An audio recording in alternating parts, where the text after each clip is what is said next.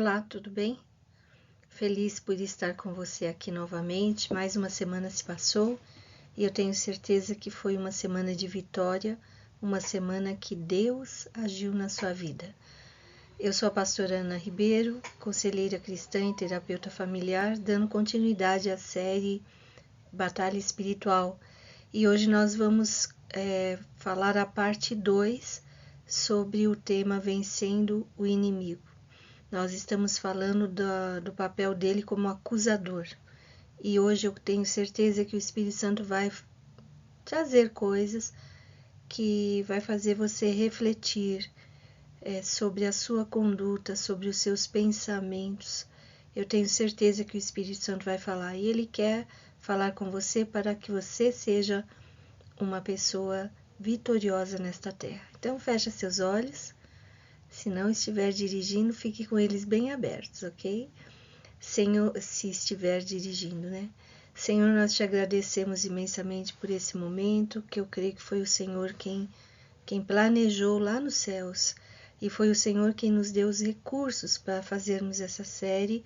Foi o Senhor quem nos capacitou, o Senhor que nos deu os equipamentos, o Senhor quem deu toda a condição e toda a infraestrutura necessária para que esse meu amigo, essa minha amiga, esse meu irmão, essa minha irmã possa ouvir esse estudo, assistir esse estudo. Por isso eu te peço, Senhor, que o teu Espírito Santo seja soberano aqui.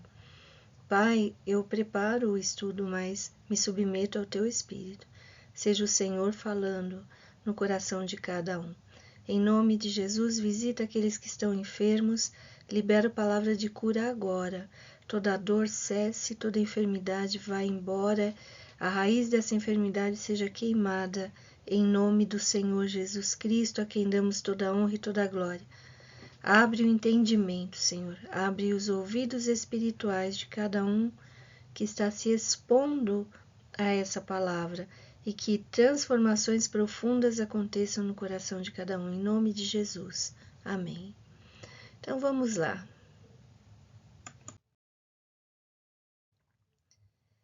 Apocalipse 12, 10 a 11, nós falamos do Apocalipse 12 no episódio passado, a partir do versículo 8. Vamos relembrar um pouco o versículo 10 e 11. Então ouvi uma forte voz do céu que dizia: agora veio a salvação, o poder e o reino do nosso Deus, e a autoridade do seu Cristo, pois foi lançado fora o acusador dos nossos irmãos, que os acusa diante do nosso Deus dia e noite. Eles o venceram pelo sangue do Cordeiro e pela palavra do testemunho. Eles quem? Os irmãos, os nossos irmãos, venceram esse espírito de acusação pelo sangue do Cordeiro e pela palavra do testemunho que deram. Diante da morte não amaram a própria vida. O adversário, ele nos acusa perante Deus, como nós dissemos no episódio passado. Acusa Deus diante de nós, faz a nossa mente ficar desconfiada da bondade de Deus. Por que Deus deixou fazer isso ou aquilo? Por que aconteceu tal coisa na minha vida? Será que Deus gosta mesmo de mim? Tudo isso é a tentativa de Satanás de acusar Deus, mostrando um Deus que não é o nosso Deus, não é o Deus real, o Deus que ama, o Deus que quer o melhor para você. E a intenção dele é destruir o nosso relacionamento com o Criador. Quando ele entra nessa estrada de acusação, é para nos separar de Deus. Nós nos separando de Deus, ficamos muito vulneráveis, e aí quem vai comandar a sua vida vai ser o próprio inimigo, caso você se separe de Deus. A tentativa é nos levar à desobediência do primeiro mandamento, que é amar a Deus acima de todas as coisas, conforme Jesus explicou.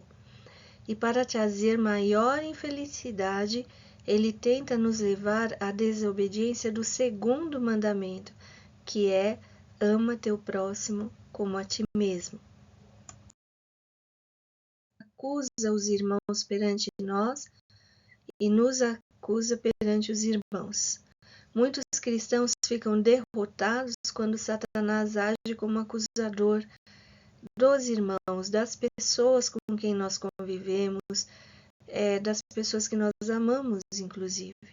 É importante ter discernimento para reconhecer as atividades demoníacas quando ele tenta usar nossa boca como instrumento para acusar o outro, e muitas vezes está usando a boca do outro para envenenar suas emoções, seu coração e sua mente, para distorcer o seu conceito com relação àquela pessoa ou àquela situação que você está vivendo com aquela pessoa.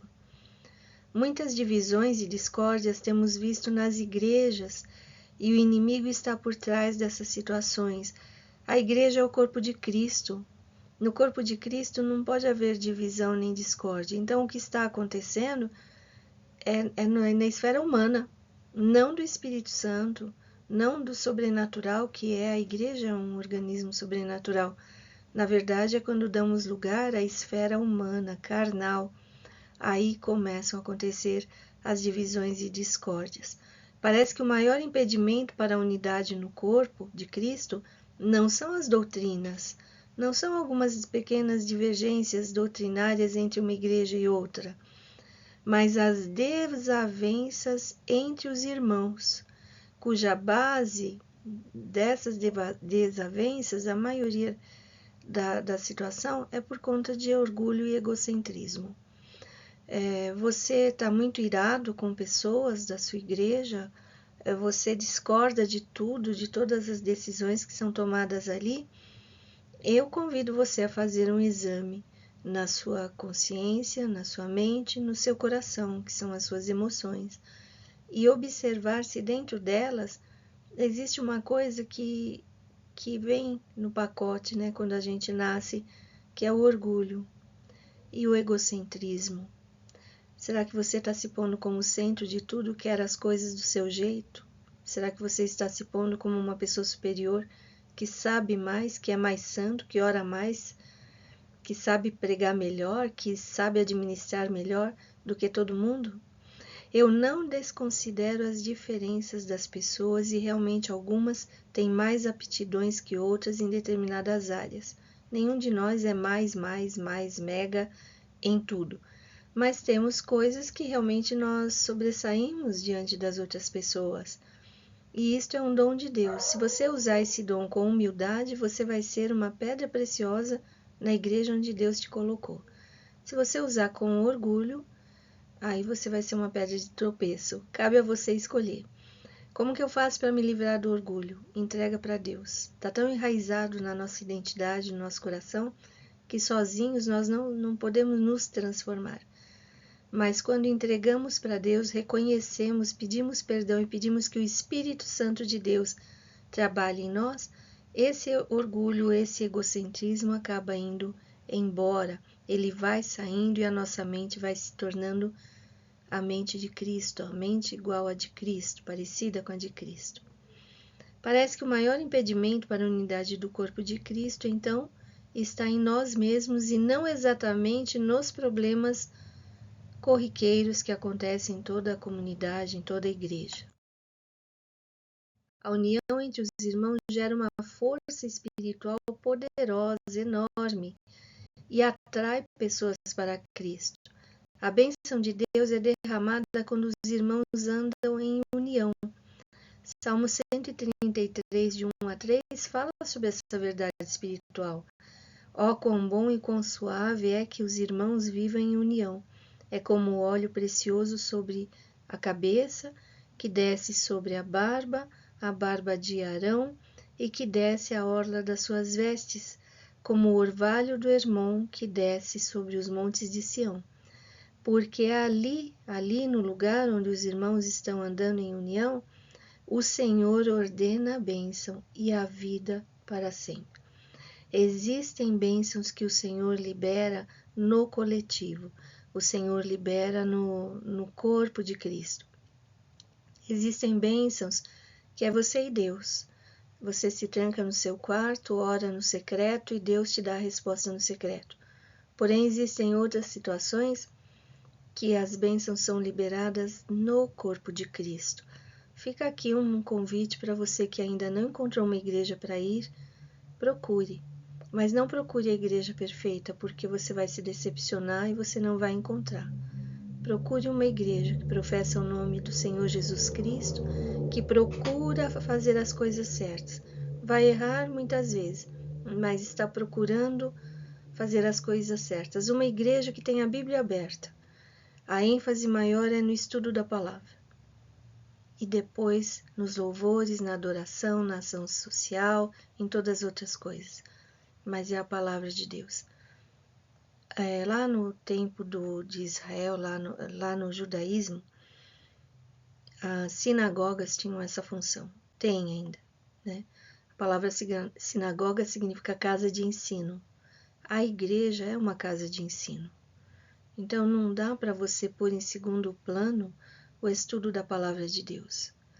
As coisas que recebemos na emoção, as músicas que nos tocam, enfim, coisas que abalam nossas emoções, elas duram ali um tempo. Mas se não forem regadas com a palavra de Deus, elas acabam. Agora, a palavra de Deus enraizada em nós, enraizada na nossa mente, mesmo que eu não esteja sentindo emoção nenhuma, eu não errarei o caminho, porque a palavra de Deus é lâmpada para os meus pés. A palavra de Deus me dirige, independente das minhas emoções.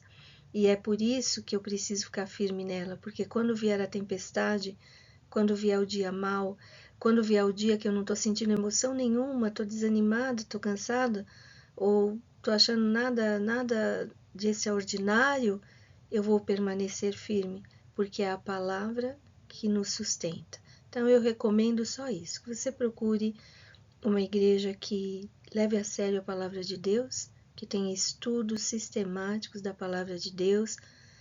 Antigamente a gente chamava de escola bíblica dominical. Hoje cada igreja tem os seus horários, às vezes é um dia diferente da semana, não importa. Tenha um momento de estudo da palavra, tenha mentores, tenha mestres, tenha pessoas mais experientes que você para te conduzir. E assim você vai errar menos, você não vai se desviar do caminho da santidade, do caminho da salvação, ok? A palavra Satanás significa adversário. A palavra diabo significa caluniador e acusador. Faz parte da natureza dele acusar, e esse é um dos principais papéis que ele usa contra a igreja. Quando damos lugar à carne, às nossas tendências carnais,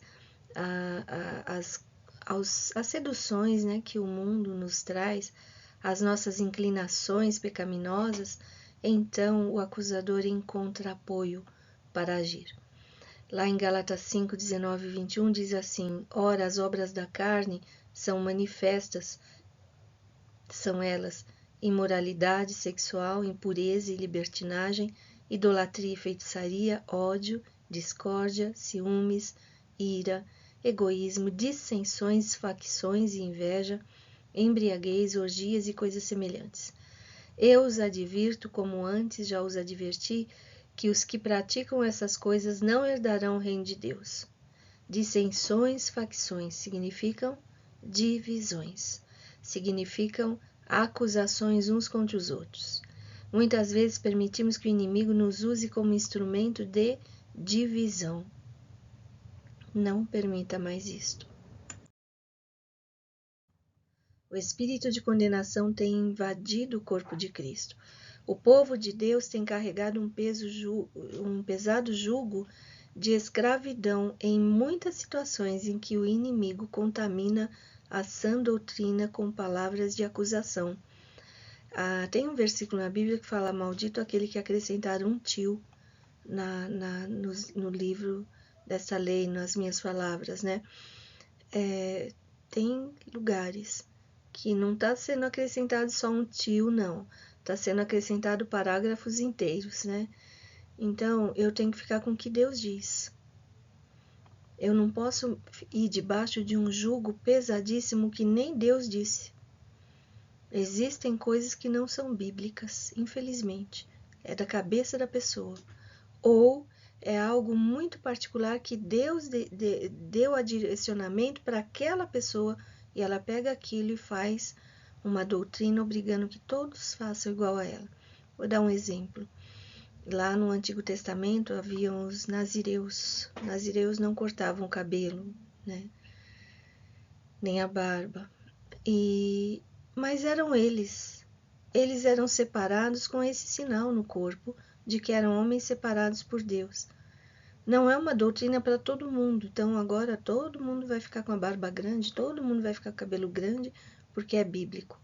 Está na Bíblia, só que você não tire, se você quer pensar numa doutrina, numa mudança de hábito, numa mudança eclesiástica, inclusive, você não pode tirar um versículo do contexto onde está. Você tem que avaliar tudo que está ali e verificar qual é a aplicação na sua realidade, né? Tem coisas que o Espírito Santo fala diretamente para você. Eu conheci uma moça que Deus disse para ela nunca mais vestir calça comprida, ela usa saia, mas não porque a igreja dela proíbe, porque o Espírito Santo falou isso no coração dela, o histórico dela, não sei o que acontece, e ela não podia. Eu conheci um rapaz que ele era roqueiro de banda de rock e tudo mais. Quando ele se converteu, o Senhor falou para ele nada de rock. E ele tirou todos os... Essa história é um pouco antiga, né? Então, todos os disco de vinil que ele tinha, largou tudo que tinha a ver com rock e ele não permitia rock na casa dele. Ele era radical. Ele mudou o estilo musical dele. Ele não queria nem nada ligado com rock. Isso quer dizer que ninguém mais vai poder ouvir rock? Aquela palavra foi para ele. Cada um sabe da sua vida, do seu histórico e onde você pode tropeçar ou cair. Tem coisas que para o outro não tem nada a ver, para você é importante. Então para de julgar o outro e para também de querer fazer uma doutrina geral de algo que é muito particular seu e de Deus, ok? O povo de Deus tem carregado então pesado jugo até por conta de situações em que o inimigo contaminou a sã doutrina, acrescentando coisas que Deus não estava acrescentando. Gálatas 5, 14 e 16 diz assim: toda a lei se resume num só mandamento: ame o seu próximo como a si mesmo. Mas se vocês se mordem e se devoram uns aos outros, cuidado para não se destruírem mutuamente. Por isso digo, vivam pelo Espírito, de modo nenhum satisfarão os desejos da carne. Né? Paulo lá em Gálatas teve que dar essas repreensões porque o povo estava se atracando, né? Estava se mordendo lá, se brigando, um acabando com o outro. Talvez você na sua igreja não chegou nesse ponto de brigas físicas, mas as palavras são extremamente ácidas e é uma brigaiada para fazer valer o meu argumento, né? Isso é raiz de orgulho. E a pergunta que fica aí daí, você ganhou no argumento, mas perdeu o irmão, que vantagem você levou? Né? Você ganhou no argumento, mas perdeu o seu casamento, qual foi a vantagem que você levou? Você ganhou no argumento, mas perdeu o seu relacionamento com seus filhos? É necessário você repensar o modo como você está conduzindo as coisas, seus relacionamentos. As pessoas se mordem e se devoram no corpo de Cristo. Em algumas comunidades há pouca comunhão, mas muita fofoca, muita calúnia, muita difamação. O nosso coração, então, deve ser purificado. Marcos 7, 20 a 23, e continuou: o que sai do homem é que o torna impuro, pois do interior do coração dos homens vêm os maus pensamentos, as imoralidades sexuais, os roubos, os homicídios, os adultérios, as cobiças, as maldades, o engano, a devassidão, a inveja, a calúnia, a arrogância e a insensatez. Todos esses males vêm de dentro e tornam o homem impuro. Vêm de dentro, não de fora. É das suas intenções, sua índole que precisa ser purificada. Muitos cristãos têm o olho mau. Mateus 6, 22, 23. Os olhos são a candeia do corpo. Se os seus olhos forem bons, todo o seu corpo será cheio de luz, mas se os seus olhos forem maus, todo o seu corpo será cheio de trevas. Portanto, se a luz que está dentro de você são trevas, que tremendas trevas são! E você passa a ser um cego tentando dirigir outros cegos. O que é um olho mau? É olhar para uma pessoa e imediatamente pensar mal dela. Significa olhar procurando descobrir o que está de errado com aquela pessoa. Você nunca espera o bom daquela pessoa. Você sempre espera que ela vai escorregar em alguma coisa.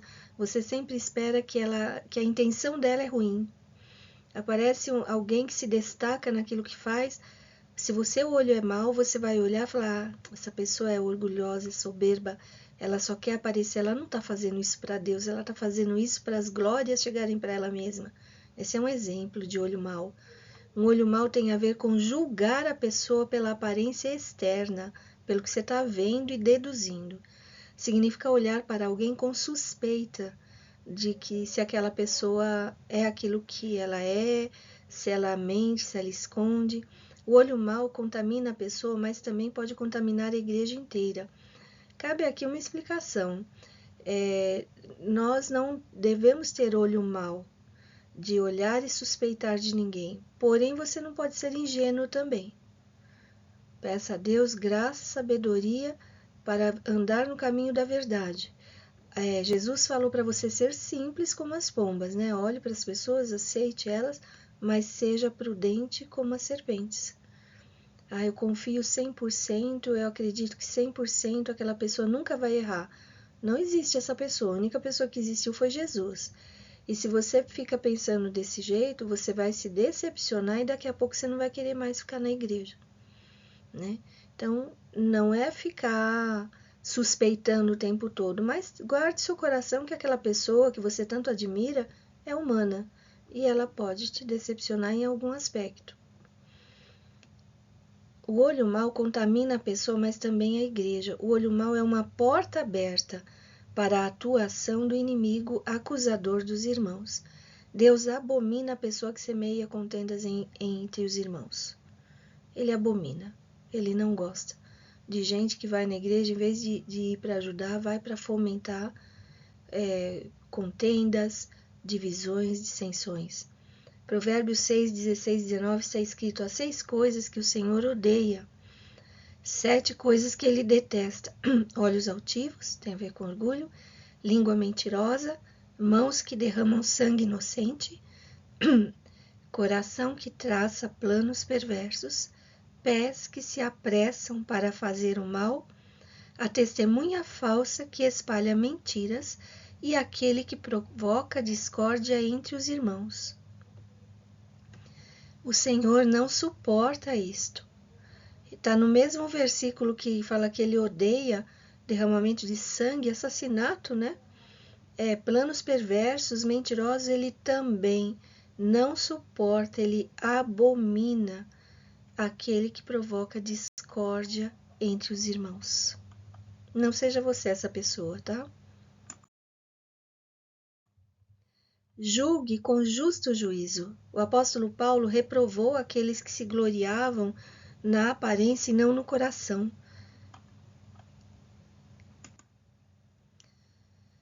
Segundo Coríntios 5, 12, 16, diz assim: não estamos tentando novamente recomendar-nos a vocês, porém lhes estamos dando a oportunidade de exultarem em nós, né? De exultarem na nossa vida, para que tenham o que responder aos que se vangloriam das aparências e não do que está no coração. De modo que de agora em diante a ninguém mais consideramos do ponto de vista humano. Considere como irmão em Cristo, considere que ele é convertido. Nós não devemos julgar um irmão em Cristo de acordo com a carne, ou seja, pelo que vemos externamente. Muitas vezes avaliamos a eficiência de um ministério por seu tamanho numérico, ou pelos seus recursos financeiros, ou pelo nível cultural e intelectual de seus membros. Temos a tendência de julgar o sucesso sob o ponto de vista natural e humano.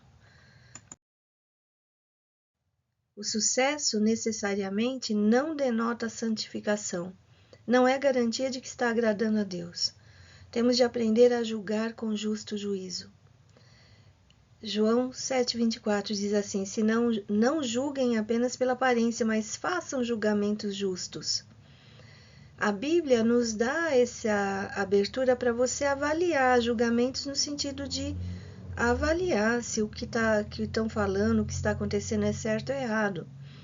Se você julgar pela aparência, é o Deus deste mundo que pode estar influenciando seu juízo, o Deus desse século, que é o Satanás.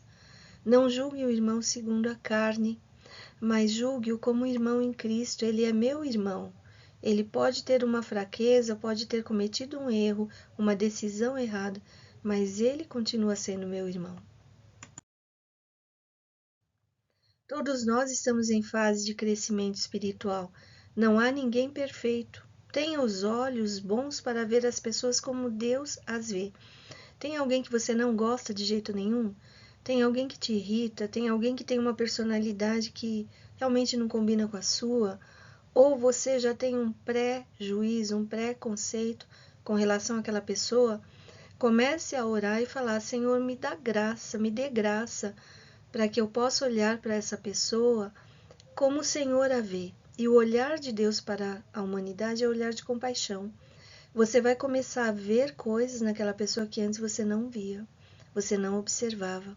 Efésios 4:32 diz assim: sejam bondosos e compassivos uns para com os outros, perdoando-se mutuamente, assim como Deus perdoou vocês em Cristo.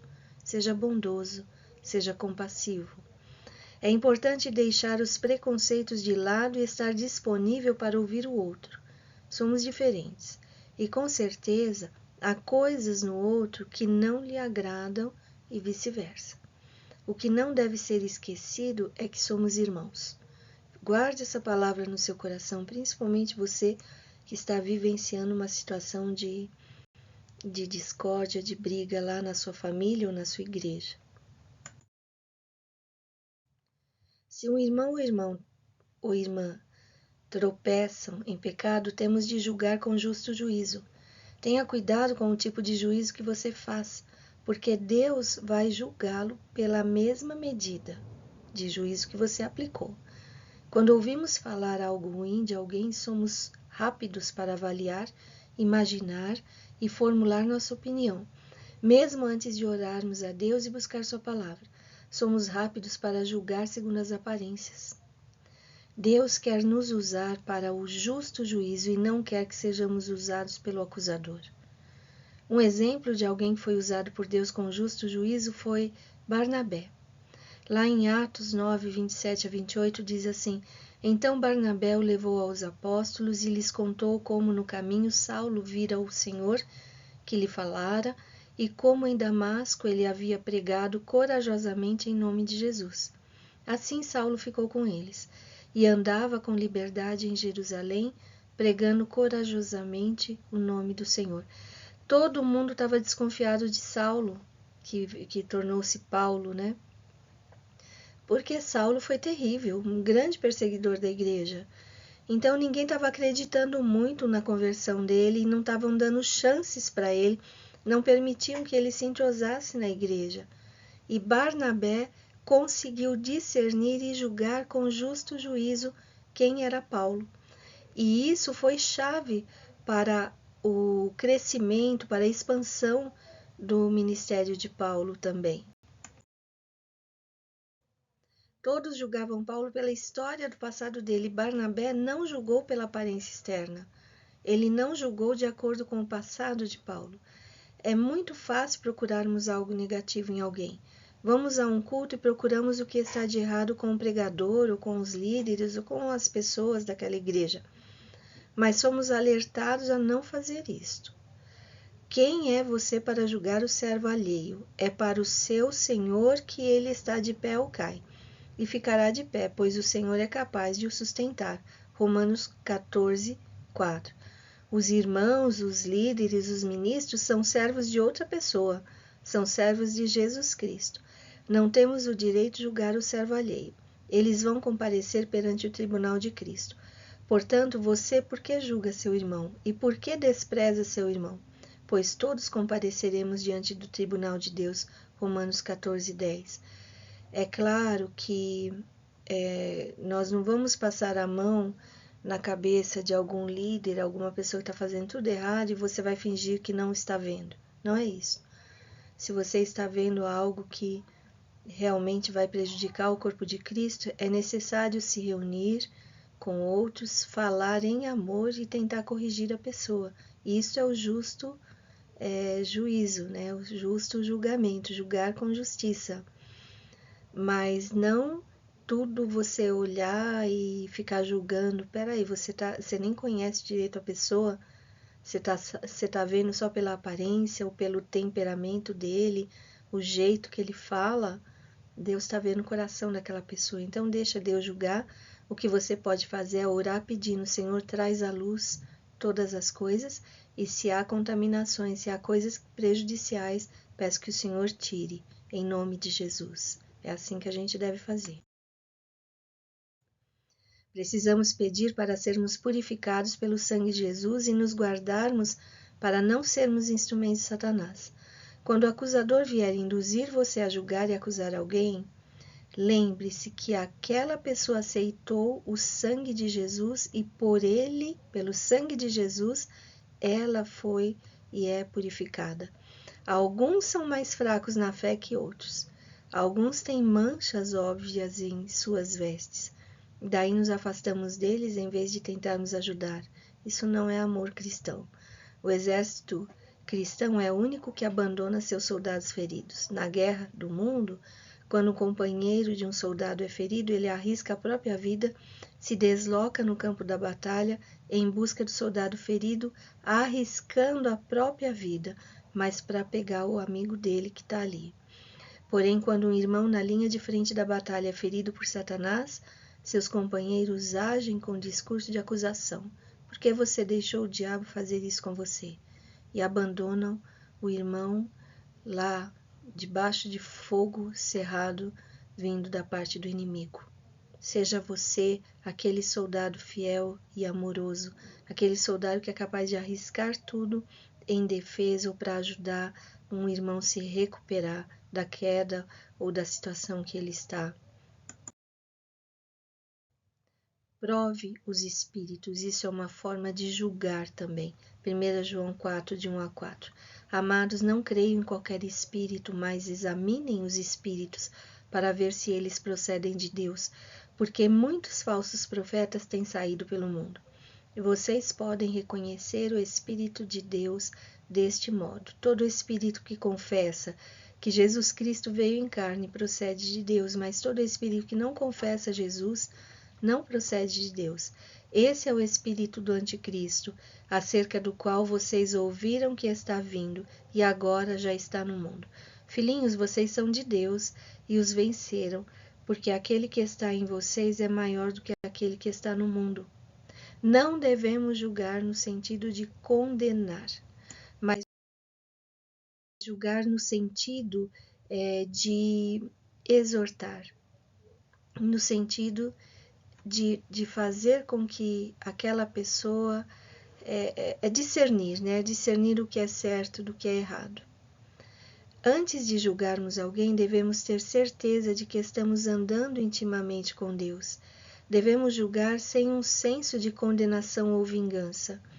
Há 3 coisas que impedem o fluir do poder de Deus na igreja e em nossa vida particular, segundo o que está escrito em Isaías 58, 6 a 9. Primeiro, o jugo de não libertar os oprimidos, legalismo, apontar o dedo, criticismo e censura, e falar vaidades, insinceridade no falar.